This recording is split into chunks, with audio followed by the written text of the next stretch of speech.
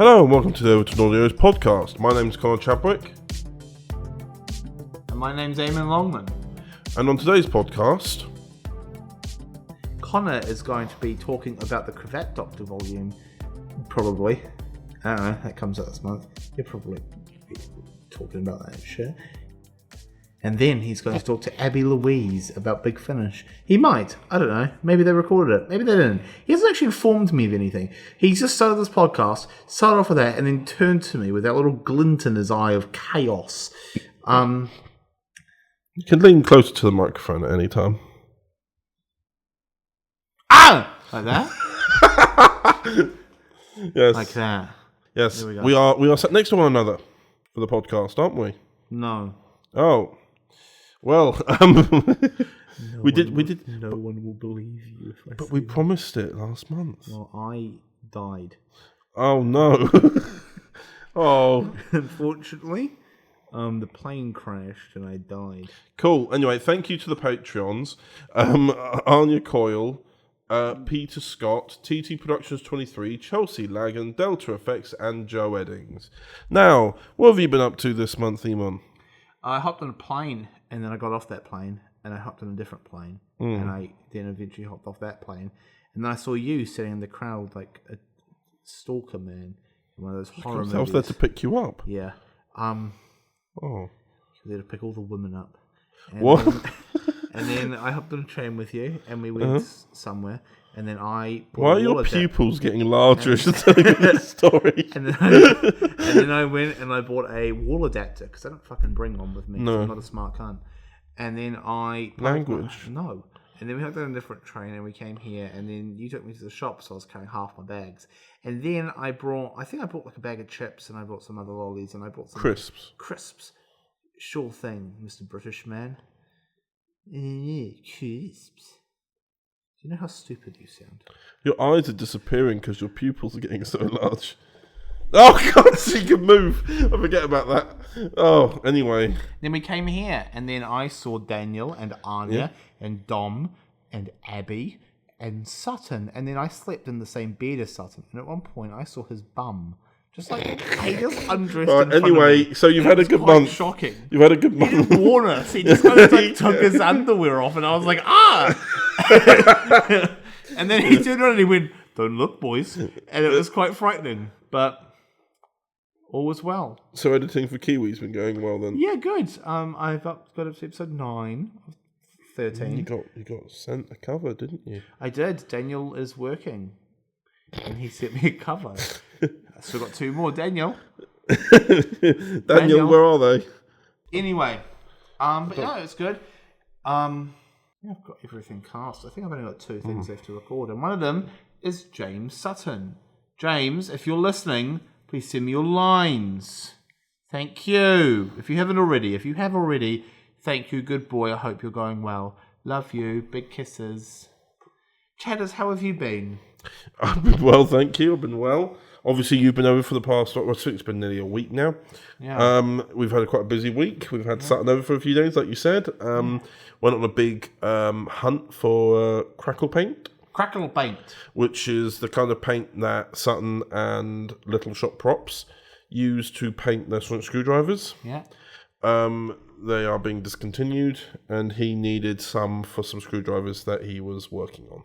Oh. Yeah. Cool. And then what else have we done? We've been other than that. However, if you're listening to this and you're one of Sutton's competitors, it hasn't been discontinued. Keep looking. So anyway, other than that, we've been doing some editing. We've been meaning to record the podcast really early, but we've just been kind of distracted and. Yeah, and then I keep forcing you to watch more His Dark Materials. Yes, we've watched the first series so far of His Dark Materials as recording. I'm really enjoying it actually. So I thought I would enjoy it because a lot of people who you've introduced it to have enjoyed it, but I didn't realise how much I'd enjoy it. But it's also, like you said, it's a good inkling because of Bad Wolf Studios producing it. Yeah, I've got a really, really good feeling about the show. Oh yeah, no, it's so good. It's production wise is excellent, but also just like the show is beautiful. It's the best show. It's my favourite show. Everyone should watch His Dark Materials. Available on BBC iPlayer. I know that's at least in the UK. I know it's on, if you're in New Zealand, like who actually would be there apart from me. My mum. If my mum is listening, I've already called someone a cunt in this recording once. She's not listening. But if you've survived 2 of those now, Neon. It's on Neon. Everyone else, I think Max. I think HBO Max over in America. Well, it's not called HBO Max anymore. No, it's just called Max. Like My name is Max. Ding. That's the tooth, by the way, making a little sparkle sound. Yeah. Anyway, you enjoying the show? That's good. Yeah. We'll come to Overton Audios eventually. Yes. I will force my way into making that a reality. Okay. And by force my way, I mean you've already accepted that. Oh. Okay. Very well. I wouldn't mind, to be honest. Depends on the kind of adaptation you do, doesn't it? Yeah. I don't want to do just a TV show. I'd do something different. I'd change it up. I don't know how, why. But yeah, that's good. It's a good show. Yeah, indeed. Very enjoyable. Indeed. Speaking of things coming back to Overton Audios, CRAVAT Doctor's come back to Overton Audios. He hasn't been around since Christmas. No, he's taken a break. He's gone on a well-deserved holiday. Yes, indeed he has. Yeah. Shall we go and talk about that?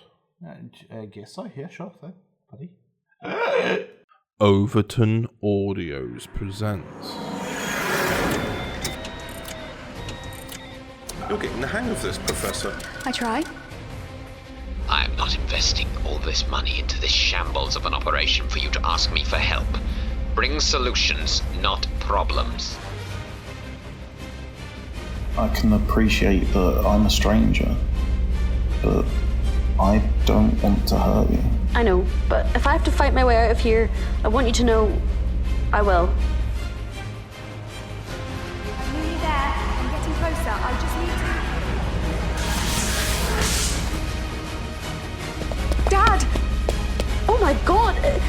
Is he going to be all right? You shot him. He was trying to attack you. You're welcome, by the way. There's a dangerous alien infection on board the facility, and I believe the creatures causing it, known as the Wirren, may be trapped right under the sea floor beneath us. What was that? It's the Wirren. They are rising. They are here.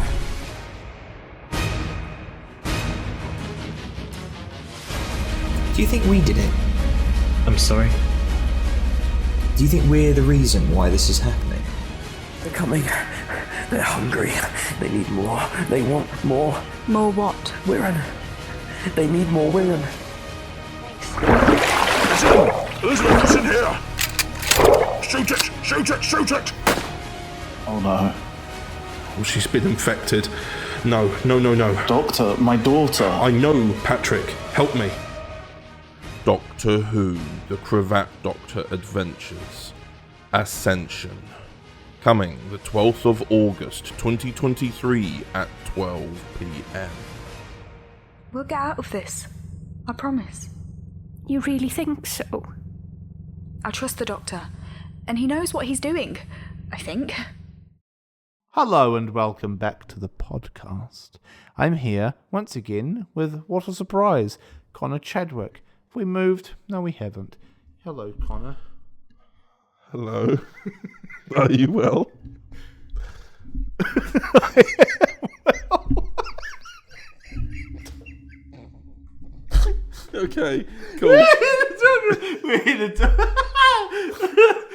to talk about the CRAVAT Doctor volume, aren't we, Cheddars? Yes. Yeah, it's We another, 6 episodes?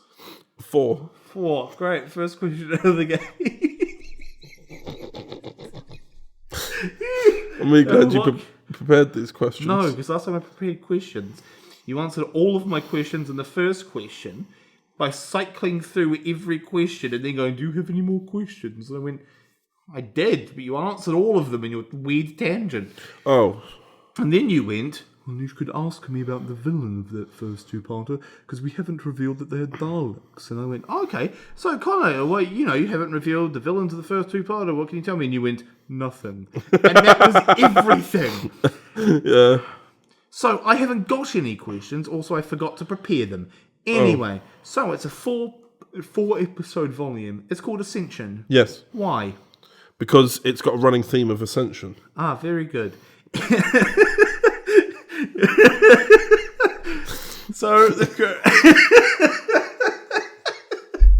So CRAVAT is back with Phoebe and Patrick. Yes. Why?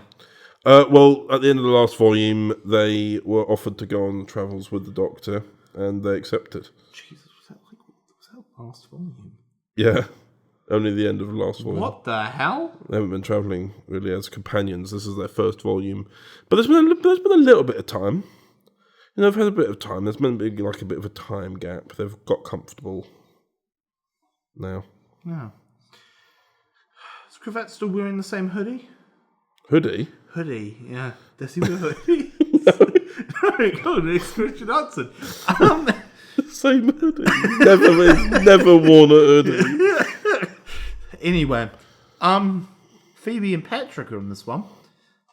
Yes. Cool. Carry on. God, I should be a real interviewer. Yeah. Can you tell us what the 4 episodes are called? Yes, I can. Okay. What are they called? So they're both they're 2 stories told in 2 parts. So it's 4 episodes, but they're 2 stories. So the first 2 episodes are parts 1 and 2 of Ghosts of the South Pole. Oh, very cool.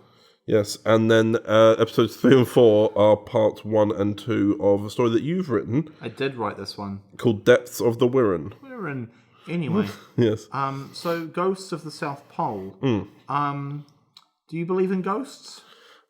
I'm undecided, but mostly no. Okay. South Pole, have you ever been? No. Interesting. Depths of the Wirren. Have you ever been below anything?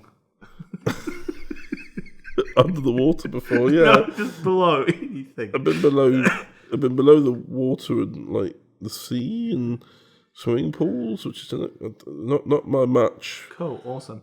Then Wirren, that Ark in Space. Have you seen it? No. No? Really? I hadn't got there yet. Have you not seen Ark in Space? No. Jesus Christ. I mean, I didn't, you know. Have you ever seen it? I've seen it. I mean, I was about to say I didn't watch Keys of Marinus before writing an entire sequel to Keys of Marinus before. True. Broke your heart. So on the cover, it has guest stars. Tell me about the guest stars. You have Reuben Roper. Who's he? He is Reuben Roper. Cool. He plays Ramsay Cole in Depths of the Wirren. Sick. Where can we find him? What, just on social medias? Sure. You can find him as Rue Roper or Reuben Roper social medias, but he also makes Torture 2000 with Fortuna Vega Studios. Awesome. Next one, Kenner. Who's Kenner? Kenner plays Laura Carter in Depths of the Wirren. Sick. Where can we find Kenner? In some episodes of Dominic G. Martin's series, Doctor Who Remnants. Yes. And also I believe they've got a Twitter. Cool. Next one, Kath. Where can we find Kath? Who is Kath? Kath is someone we know from TT. Yeah. Full name? Or just Kath Meal. Awesome. Sick. You can find her on Twitter as well. Cool. I think you're not giving any of the Twitter away stuff either. You're just like, yeah, no, you just put me on Twitter. I like to leave people with a bit of mystery. Who else is in these two? Who else is on the cover? We've had someone return called Joel Ely. He hasn't appeared in a CRAVAT Doctor story in about 4 years. Cool. He's not returning as that character. He's playing a different person, but nonetheless, it's nice to have people come back every now and again. And also, the Ghost of the South Pole story that he's in, that was written the same year that he last appeared, which was about 4 years ago. We've had the script. This was written by the guy who wrote Schiller's Delicatessen. Oh, I like that in one. Doctor Resurrection Series 4. Yeah. So he's written this one. He wrote this one about a month after that, but with these companions that we finally planned. So having their first story as companions, maybe not chronologically for them, but our experience of them as companions, have it be an episode written by him just made sense. Yeah. Yeah.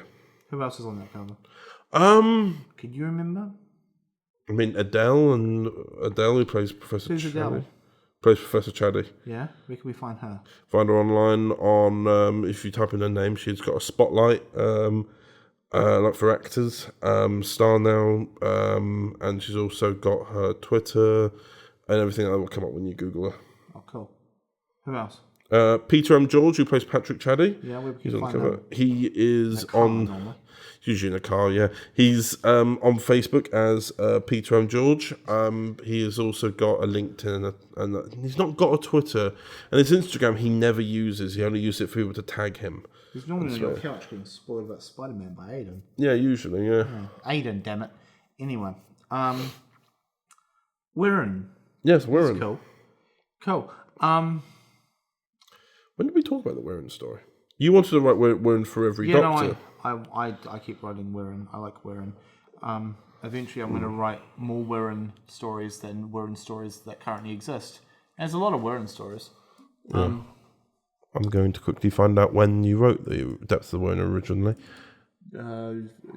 January 2022. January 2022? It's what I think. It's what you think. That's what I'm pretty sure. December 2021. Damn straight. What on earth? It was off by a month. That's impressive, actually.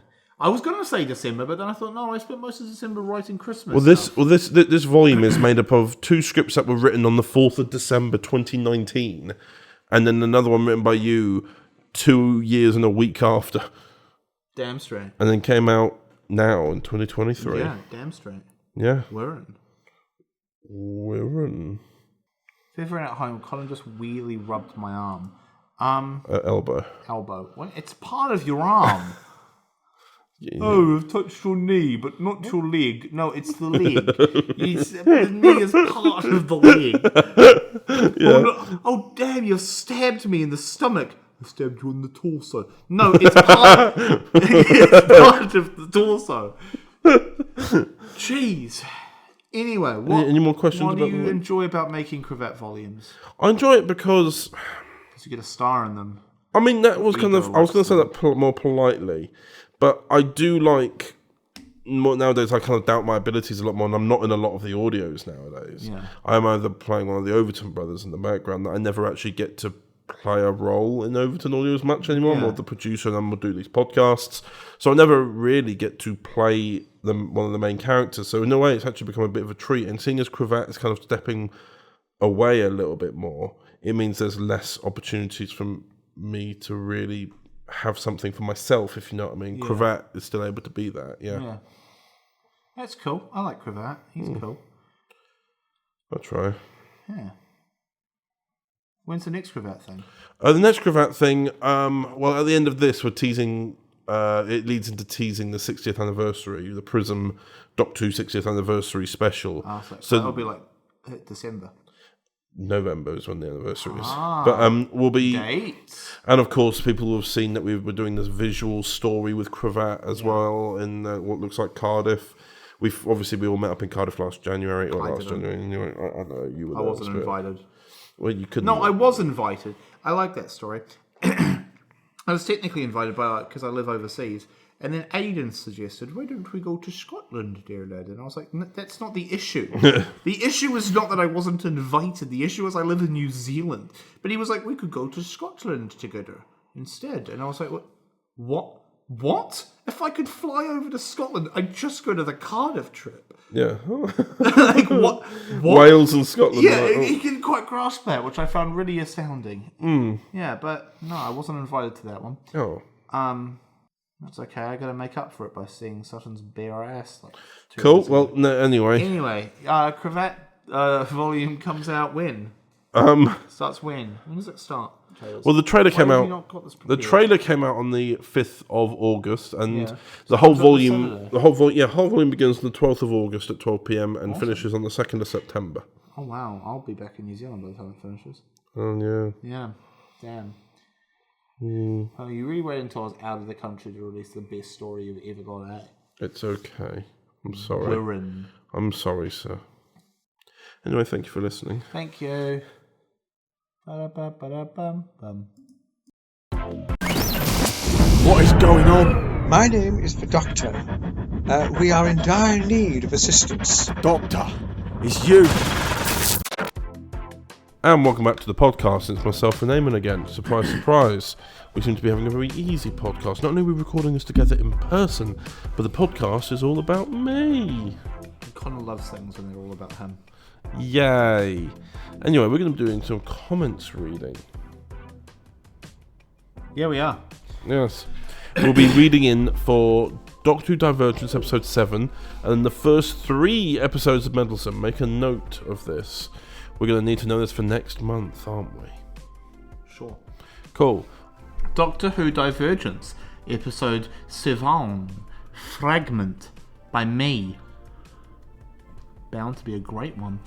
MMS, I don't know who that is. CSP. CISP. Says, absolutely loved this one. Dom did a real standout performance that really shocked me to my core. The episode was fantastic as well, but with the 3 standout, heartbreaking divergences, I must wonder what else Connor has up his sleeve for the rest of the season, because I'm pretty sure I'll be a broken person by the end if we continue on with the excellence we have here. Michael Cox says, Eamon has given us a dark tale, which showcases Dominic's range as an actor. The Doctor's tragedy is the loss of himself. Stirring stuff. It's quite good, yeah. I like this. And then Meddlesome Volume 1, Episode 1, Venari, probably written by Joshua Griggs. I don't know. Michael Cox says, of course, we've already met this incarnation, so don't mistake me when I say that this is an excellent introduction to the monk. I'm particularly fond of Rufus Hound's version of the monk, and although Josh's iteration is certainly distinctive, I'm detecting some similar energy in his own superb performance.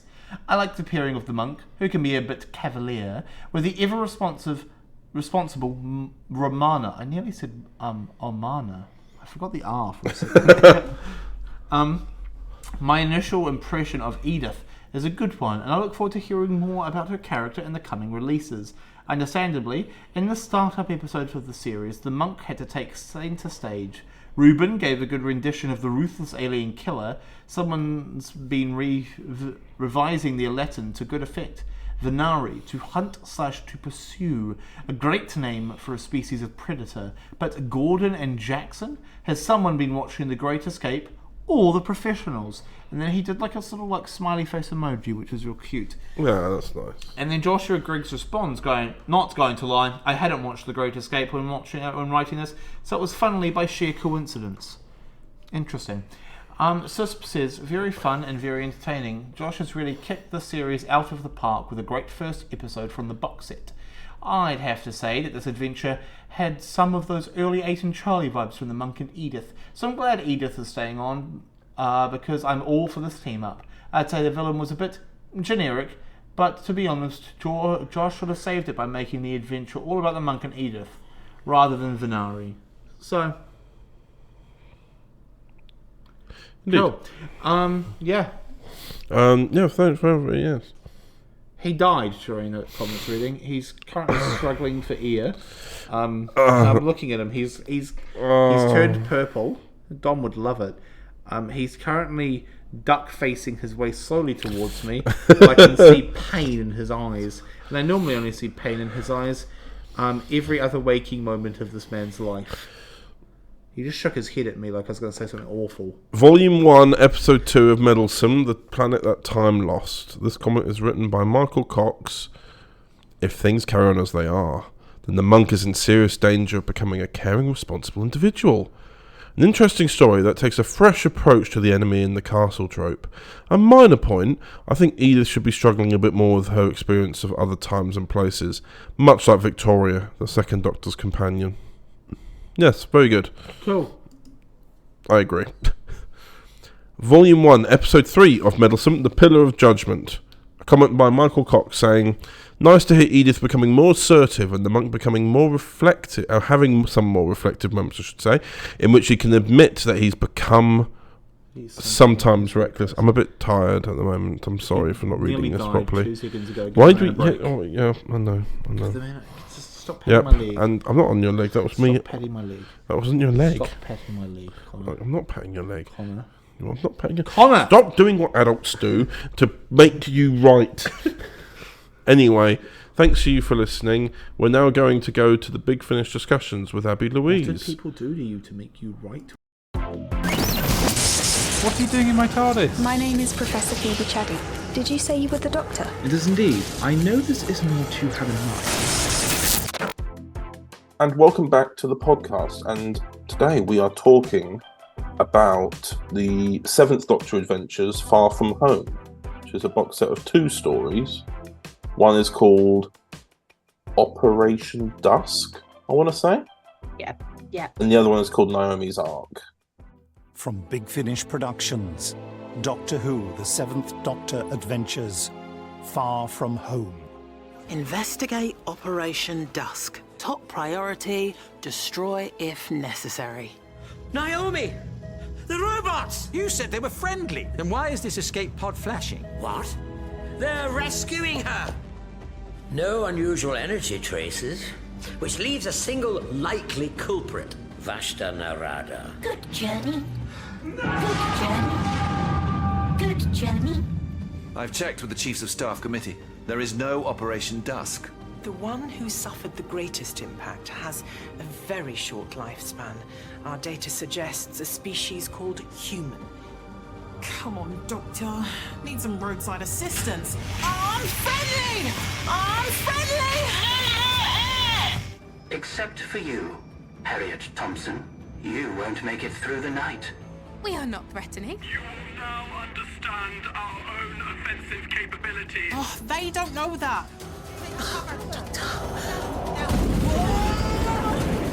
Doctor, he's glowing. Literally glowing. So there's no nearest sanctuary anymore? No safe planets? No passing ships? No. Harriet believed someone in the British government was developing a way to control these Vashta Narada. Stay out of the shadows. How do you propose we do that in the midst of a blackout? I can't bear to think of her on her own. I know. So many of us scattered across the stars. Naomi. Yes. You see her too. Fire up your rockets. Turn the asteroid around. Inside. We're on high alert since your giant ship entered the moon's orbit and you two emerged from it. I'll get him. Naomi, down! Whoa, careful! He's firing blind! Your best course of action is to keep calm and embrace oblivion. Time travel is impossible. You'd think. But the Doctor could be here in a flash. Big Finish, for the love of stories. Did you enjoy it? Yes. I did. I really did. Especially the Operation one. Yeah, the one in World War II. Obviously. That one. Abby, if you had to choose between space and history, what would you pick? That's a tough decision. There is something I like about World War stories, is because it's not a peaceful place. It's already a place of chaos, but the Doctor can't do anything to stop that chaos. It's always about people taking advantage of the chaos going on in the world, which I always found interesting. Like it's like like you see in other stories where people start fighting and everything in stories where the Doctor stops them fighting. In this sense, he can't actually stop the war. I've always found it's an interesting backdrop. I feel like having the bad thing that the Doctor usually stops being something he can't stop, and is part of history for us. True. The only thing I wish we'd seen more of, and I did enjoy the story, I'm just going to preface to say I did enjoy it. The only thing I wish we'd seen more of is like having to go into the bunkers. I know we see a lot of it, but in other like World War II stories that have been done before. Yeah. But it's just the fact they were out in the street driving around and you're like, not a single air raid. Like, true. Yeah. They were kind of just hopping from building to building, and there wasn't like any any air raid shelters and stuff. Yeah. I still again really enjoyed the story. It's just I was like, there was a point where it has Harry and Naomi there and they're just walking through the street talking. I'm like, it's the middle of the night. Like shouldn't there, like, you think about, like, obviously, like for example, with The Empty Child, they had to, and also with Victory of the Daleks, which are two stories from the visual television series of Doctor Who. You had the whole thing where they had to turn out all the lights, everybody had to hide so that the bombers wouldn't see them. So they've got the light element, and I get that obviously there wouldn't have been air raids every night, but when you come across a story set in London during World War II, you kind of assume at some point something's gonna. Yeah, like even just something. Like, for example, they didn't necessarily have to go into a bunker, but they could have had an air raid siren go, come on, quickly, we've got to get to the main base now before the bombs fall. Yeah. They wouldn't be in a bunker, but they would have still made it from one end to the other exactly the same. But because we never heard, there was never an air, there wasn't an air, did you hear an air raid siren? No. Like, I still like the idea of the exploring the paranoia of the community, but also exploring the espionage of the government, because everything has to be so much more secretive and, well, like you say, spy thriller. But I just kind of, what I mean, it's a very tiny thing. But I overall really enjoyed, and this is where we get into a few more spoilers now for this particular episode of the box set, was the return of the Forge. Have you listened to any stories with the Forge in before? I have, yes. All the basic. I can't for the life of me remember which ones they are, but I've definitely come across the ones with Project at the beginning of the name. Oh yes. Yeah, there were some 6 stories, and they did that back when the monthly range was going, where they would have storylines set in trilogies. Just having a quick look now whilst I'm talking about it. One of my favorite stories they ever did was Project Lazarus, I want to say. Yeah. And it's a story that has both 6 and 7 in it. 7, yeah. Because it's still a 4-parter, as the monthly ranges were, but it's technically a 2-parter for each Doctor. Yeah, I remember that one. It's also got Blue Colin. You can't fault Blue Colin. Can't fault Blue Colin. We love a bit of Blue Colin. Yeah, but it's the only one where I genuinely was quite terrified for 6. Because they obviously, in that story, and this is spoilers for a story that came out nearly 20 years ago now, but I understand that not everyone may have listened to it now, with regards to the Forge, there's a genuine point where you think he's actually going to die in that story, and he barely makes it out. He doesn't win. He just gets away far away. It's just Colin smashing out flipping amazing acting again. Yeah, and then obviously in that same story, 7 returns much later in his life in like his TV movie stuff. Yeah. And finds that same base again, which is why this is interesting, because if you've looked at the cover arts for this particular box set, 7 is on his way to becoming his TV movie star. Yeah. And this story is one that actually, I had a little bit of a Google on Doctor Who Wiki. This story is a catalyst that leads into 7 going into Project Lazarus.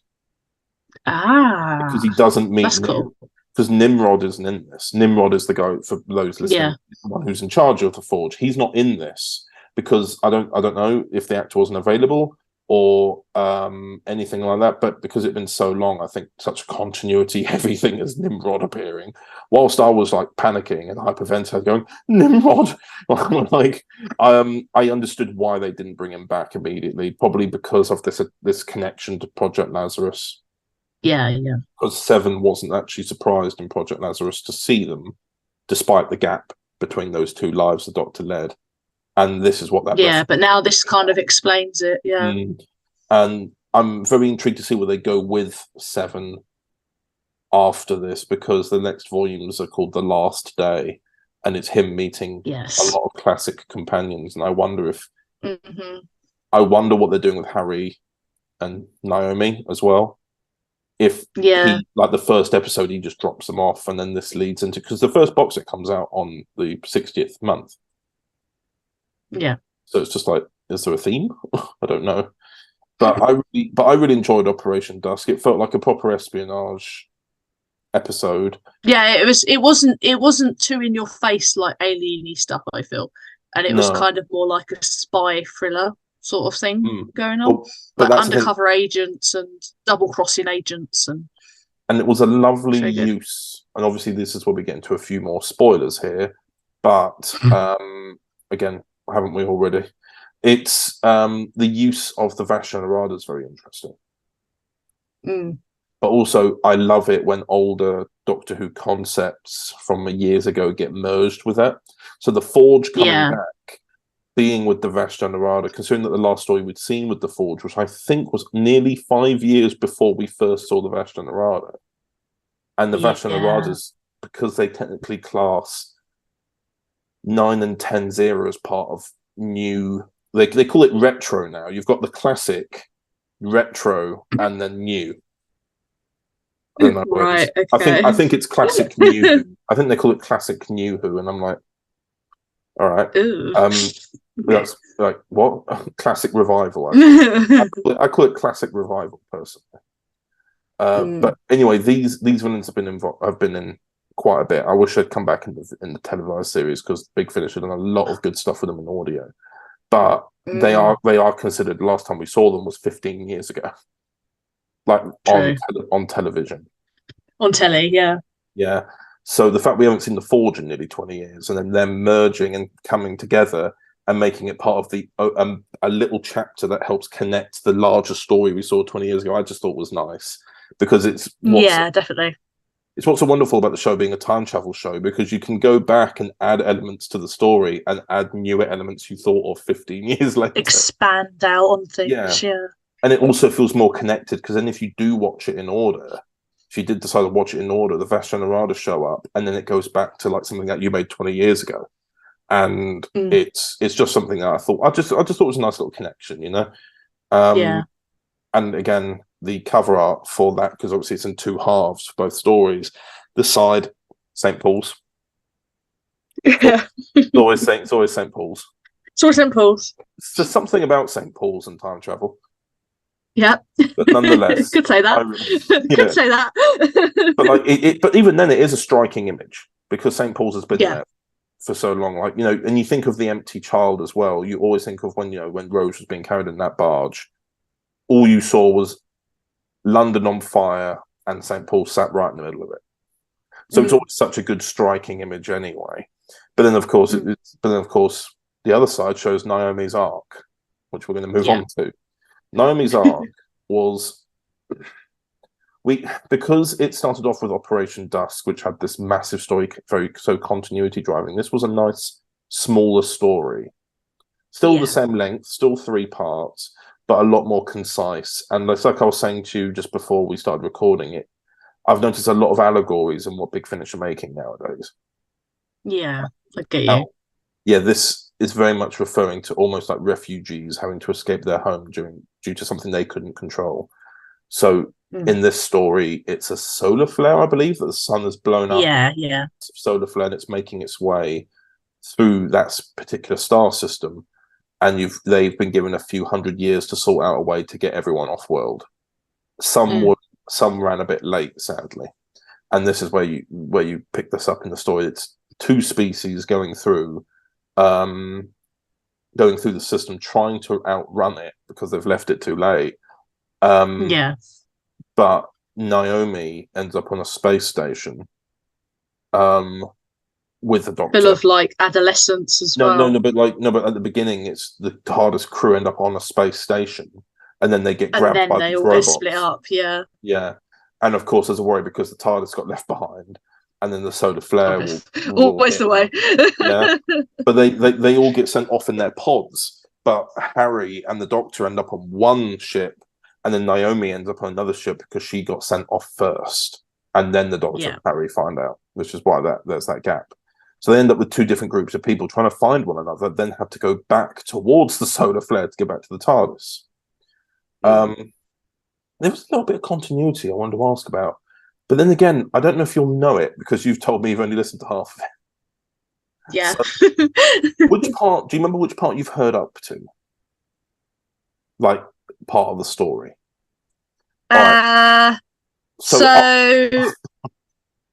She's just driving the ship with the teenagers on. Right. Okay, so you're aware that the species that the Doctor and Harry are with are telepathic? Yes. Because they and invade. he's tried to like, one up them and stuff. Yeah. Seven always the manipulator, but this time he actually gets caught. This time he actually gets caught out. Yeah. They manipulate him, and I thought that was. I quite like that though. And then straight away, as soon as he found out, it was proper backtracking. That's one thing I did like about that. He was like, I didn't mean to, honestly. He was like, yeah, it's okay. Well, yeah, that's because he was saying things like he was trying to hypnotize them, wasn't he? And then they go, and then she's pretending, and then she goes, "No, I'm in your mind," and he's like, "What? Hang on, no, get out!" I always like that element of the Doctor, especially with Seven, because Seven, he's almost like the master chess player. So when he gets caught out, it's always really interesting to see because he's not used to it. He's not used to being caught out because he's always he always thinks he knows best. But no, the part I'm talking about is when after he's been, because he gets imprisoned by them, they see into his mind, but they realize how important it is, and they get in contact with Naomi. But then they find out that these adolescent species are actually their children, and they haven't developed telepathically yet, let alone speech wise. So they want to go back now. But here's the thing: they go back to the space station where the solar flare has already passed.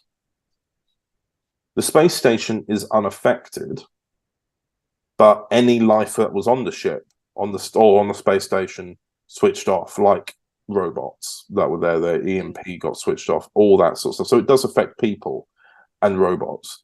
But yet, my question is, they flew back to get to it, but it had already been hit by the solar flare. So how did they get past without getting hit by the solar flare? Because they would all die. Yes. Or will they? Or did they? It could be a dream. Or did they? No, but then there's this really nice thing about, because of them being telepaths, there's this really lovely moment when they're with the TARDIS. Because when the solar flare hits, the TARDIS actually dematerializes itself into a living consciousness. And when they're there, the species go, "We can hear her. She's talking to us." And they go, "What? Where's the box?" And he goes, "No, she's not a box now. She's just like an echo." And then the box reforms and they run in, but the TARDIS is dead, and that's cliffhanger number 3. But then they all use their telepathic, they use the telepathic circuits. The TARDIS has gone out into the galaxy to try and escape the solar flare. Yeah. So then she comes back to the box and comes back to the Doctor, and it's a really nice thing, because I like it when they give the TARDIS a bit of personality. Like, obviously, like you have it when the Doctor is like, "Come on, old girl, do this for me." And the TARDIS is just like, "No, let's just crash instead." But it's those moments where the Doctor works with the species to call out to the TARDIS and goes, "Come back to me, old girl," and then she does. Because she comes back hearing his voice, and it's just one of those nice, sweet moments I like when the TARDIS. Little pet. Yeah, exactly. Or as it's been put forward in the Doctor's wife, that they're kind of like perfect soulmates in that regard. They both want to travel, and they'll both never get tired of it. It's that sort of thing, and that's kind of it. It's almost like, and it was argued, I saw in one review where they talked about it. They said in the review that the TARDIS leaving is almost like their greatest love got snatched from them, and they've gone out to try and find them, because the TARDIS just left the box, just dematerialized the box, left its shell, and then just went out as a living consciousness trying to look for the Doctor. And I was like, oh. And then when she heard his voice calling back to the box, she came running back to the box. Yeah, and then she was like, immediately, like, there's this really nice. But you got to listen to that moment though, because it's one of those little. It's weird to say cute, but like, he's like, the cute TARDIS. No, but because it's the TV movie TARDIS, and it's my favorite interior. I've got a weak spot for that TV movie TARDIS. But like, you can hear him feeling the wooden console and all the TARDIS buttons beeping happily. Yeah. And you're like, oh, it's really like nice. wagging his tail. yeah, and he's just like, "Oh, hello, old girl, thank you," and then she's beeping happily, and then off they go again together, and it's like, oh, that's nice. in the end, obviously, they find one another telepathically. They're able to find it and then reunite their people, and they go off together to find a new home together, and it's all very nice and wholesome. Harry and Naomi still have the intention of wanting to get home.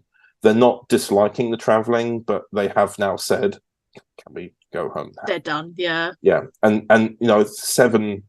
I look at it and think Seven was never one for looking too far into the past, but I wonder if, because I'm never too familiar what his timeline is with Ace, I wonder if him having Harry and Naomi with him has kind of given him a nice little sense of, you know, nostalgia and hope.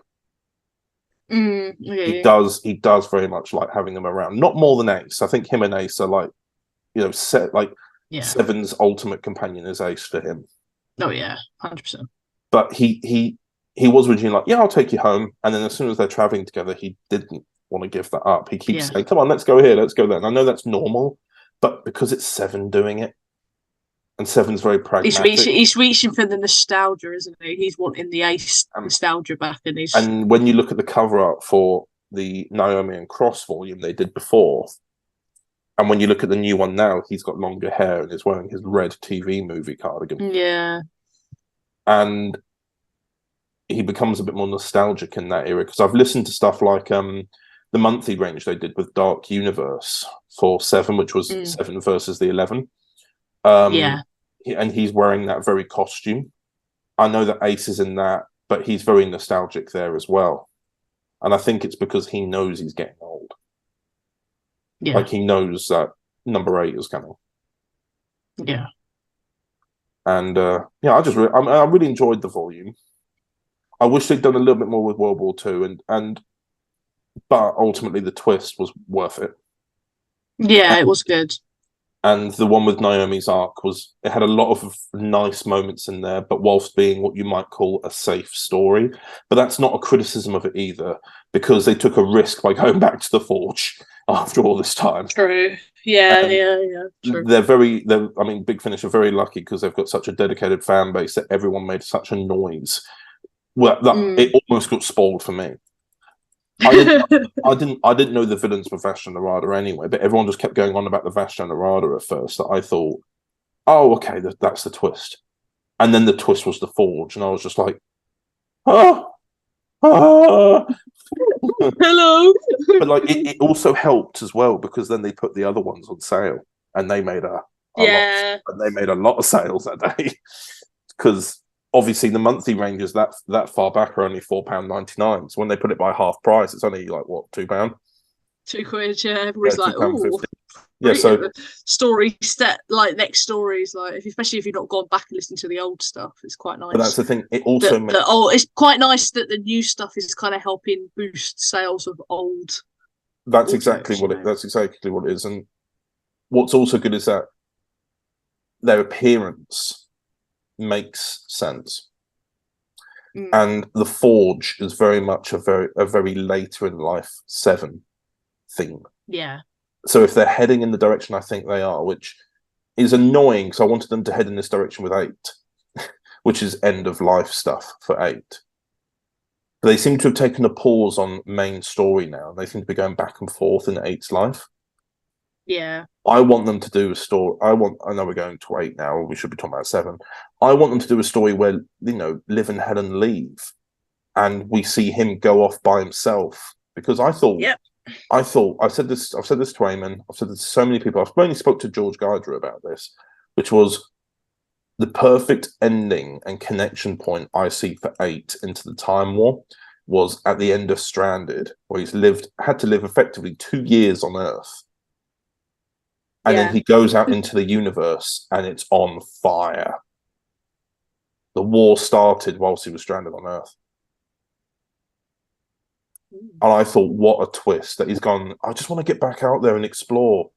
And there's a war on the moment he gets out there. Like, I just thought, yes. And then they just didn't do it. And I was like, come on, man. And then they almost did it with another thing. But I'm getting really distracted. Honourable mentions.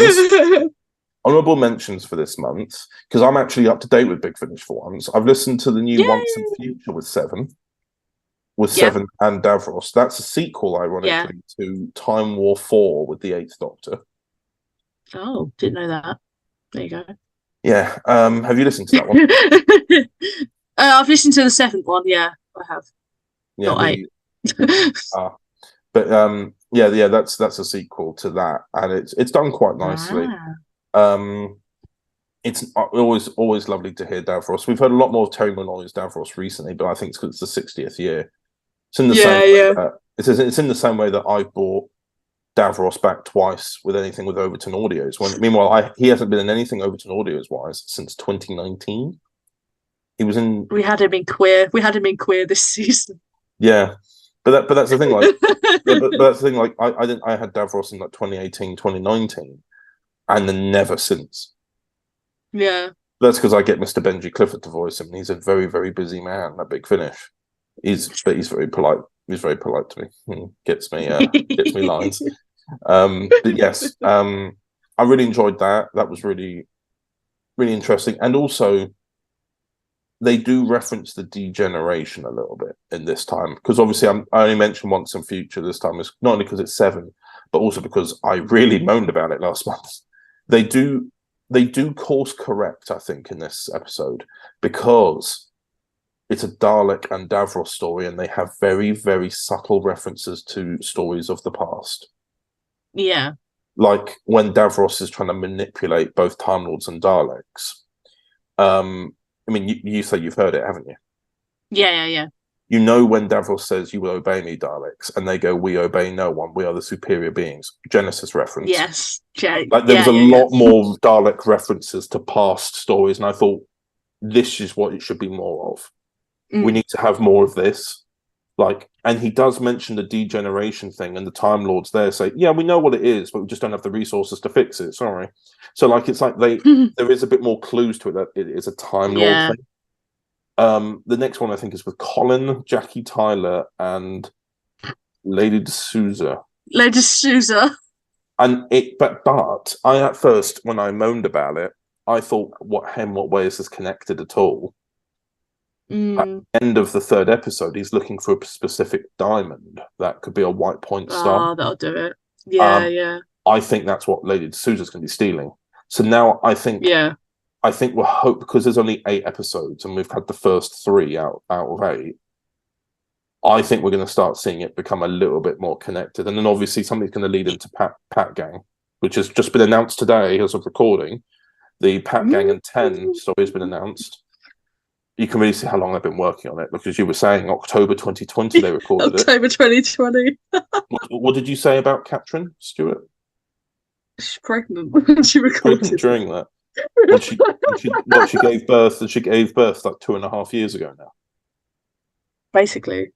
Yeah. Oh my god! I just looked at because today for reference for everyone, it's 28th of July. In basically 2 and a bit months will be October. Not long till Halloween now. Not long till Christmas. That means I get old as well. So. Hooray! Huzzah! But no, like that means it'll be nearly 3 years since they recorded it. Yeah. Ooh. I'm looking forward to it though. I do. Yeah. But I'm trying to. It'd be nice to see the connection that they've done with Paternoster, whether it messes my timeline up, but we'll see. Do you know what'd be interesting? What? Because this Doctor, they say in the description, 10 is a future incarnation to this version of the Doctor. It would be interesting to see. I think because of it now, I think it's pretty certain that the Doctor's going to forget any of this. Because otherwise they'll be like, I know who this face again. Yeah. But that's the thing. It would be interesting to know if the Doctor recognizes the Pat Gang. Because it's definitely Time War, so it's not 9. And it's not 10. And if it's and War would never have gone near Pat Gang. It's got to be 8, I think. 8. Yeah. If they recognise it, because isn't your continuity that it's 6? Yeah, I was just 6. I would be very interested. I will be so upset for you. I genuinely will. And do you know what we can call it? Actually, because I don't know why you'd be upset. You're writing the episode. No. What do you mean I'm writing the episode? My continuity episode for 6. No, but I'll be upset for you because you've got your continuity and you're already worried about the Big Finish volumes that are yet to come out. This is why all my continuity. Well, this is the thing, because my Pack Gang continuity, that's really hard for me to say. Everything now that's coming out next year is set after Deep Breath. So I'm hoping that I'm okay. Because I was going to say, if there's anything in Once and Future that doesn't make sense, we've got to bear in mind that not only is 10 there, otherwise known as 8 as 10, yeah, but so it's all is, over the shop, isn't it? So is Missy. So you got to think that we could argue alternate timeline. Oh yeah, 100%. I mean, who's done Paternoster and Missy before? I don't know. Who's put that concept out before? I wonder. Nobody else. Nobody can see what you're doing. I know what you're doing. Yeah. Anyway, I think we've rambled enough. We like to ramble. How long have we recorded for? What, half an hour? Half an hour, I think. Yeah. That would be good enough for the podcast. Yay, go us. Yeah, so back to Eamon. Yes, when Eamon sat next to me. He's currently, by the way, for back reference to Eamon and Connor. Yeah, for reference for everyone, Eamon's in San Francisco right now trying to stop the Master from stealing the 8th Doctor's body. Hooray! Back to me and Eamon. Welcome back to the podcast, and I think we're near the end of this podcast now, Eamon. Yeah, bye. No, not quite that close, I'm afraid. Oh, damn. We are close in terms of proximity for once. As mentioned at the beginning of this podcast, we are in the same room. We're sat next to one another. Yeah. And that is why things have been more chaotic than usual. And you're enjoying my company, are you? You're all right. Yeah, that's good. That's good. We've had a good first week, though, haven't we? Yeah. Yeah. And I think it will only continue to be good. Yeah. What you were ditching me for like a week. Yeah, true. You had me for a week and you're like, cool, I'm going to go somewhere else. You can go see my dad.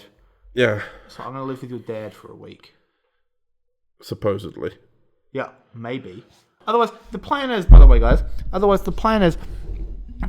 he's going to leave me here without a key.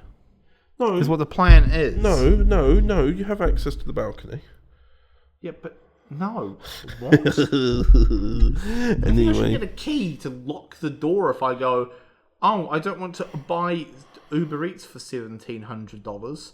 Let's just walk down the road like a normal human being to go Other buy delivery Popeyes. Services are available. Yeah, but they suck. Other ones. It took us like, what, an hour and a half earlier just to get my damn sushi? That was Uber Eats. Yeah, I hate them. Oh, okay. My damn sushi. I was insulting Uber Eats too. Oh, fair enough. Fair enough. I just want to walk like a normal human. I want to go down to HMV. They've got a His Dark Material steelbook that I want. I'm going to go tomorrow. But, I'm trying to walk somewhere, Connor. What if I want to go anywhere? Anyway, what are your plans for the rest of the month? You're here for about another 2 weeks. Yeah, I leave on the 20th. Yeah. I've had to start telling people I'm here until the 19th.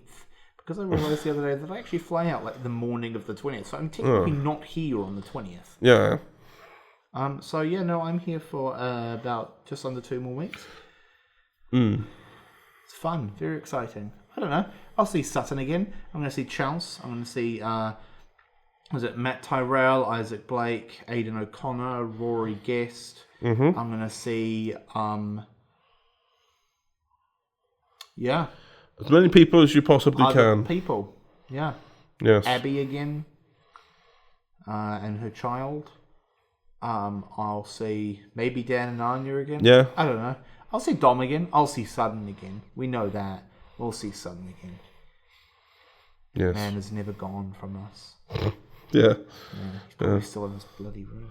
Yeah, probably. Arse out. Cool. Anyway, I suppose that's everything for the podcast, isn't it? Yes, I think that is everything for the podcast. Indeed. Well, I will bid thee a farewell, as I'm sure you will too. Yeah, sure. I'll bid everyone farewell. Jump off a cliff. Nah. Good. Well, anyway. Farewell, everyone. I'll see you guys in the next podcast. My home dogs. Conan, read the patrons again. Oh, yes. Thank you for reminding me. Thank you. What would you do without me? Probably suffocate you with the dust in your apartment. Yes. Anyway, thank you to the podcast Patreon people. Yeah.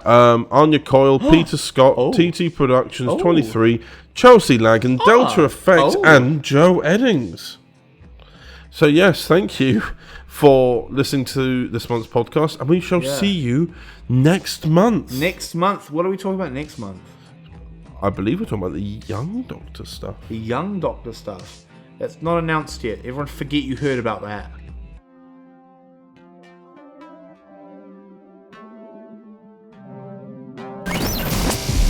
Her name. Julia Breslin. The greatest assassin in the universe, in fact. The Crimson Hunter?